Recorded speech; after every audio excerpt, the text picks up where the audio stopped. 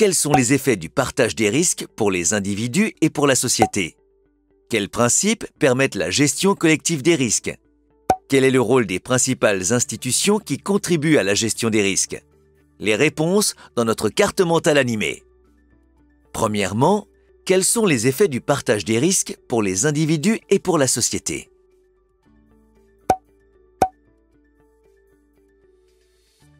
Perdre son emploi, avoir un accident ou encore tomber malade sont des événements plus ou moins prévisibles qui peuvent affecter les individus au cours de leur existence.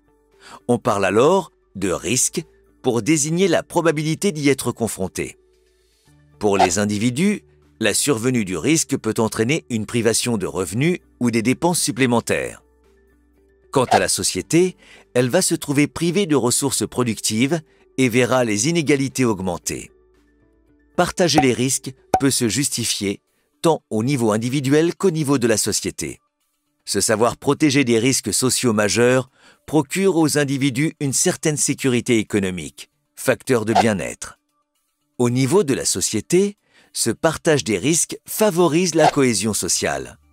Mais la couverture partagée des risques a également des effets pervers.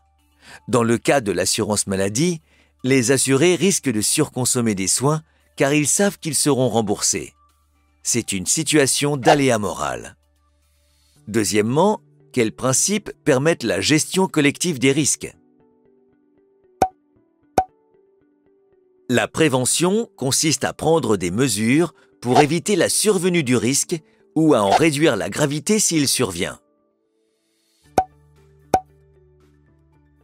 Mutualiser les risques consiste à transférer un risque individuel à un groupe d'agents économiques potentiellement exposés au même risque. C'est le principe de l'assurance. Diversifier les risques consiste à ne pas mettre ses œufs dans le même panier. Les sociétés d'assurance couvrent ainsi des risques indépendants afin de mieux les gérer. Troisièmement, quel est le rôle des principales institutions qui contribuent à la gestion des risques? La famille joue un rôle fondamental dans la couverture du risque. C'est un lieu de solidarité, par exemple en termes d'assistance entre générations.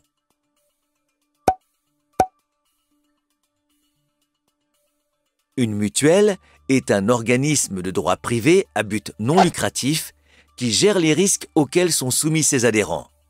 Chacun paie une cotisation indépendamment du risque.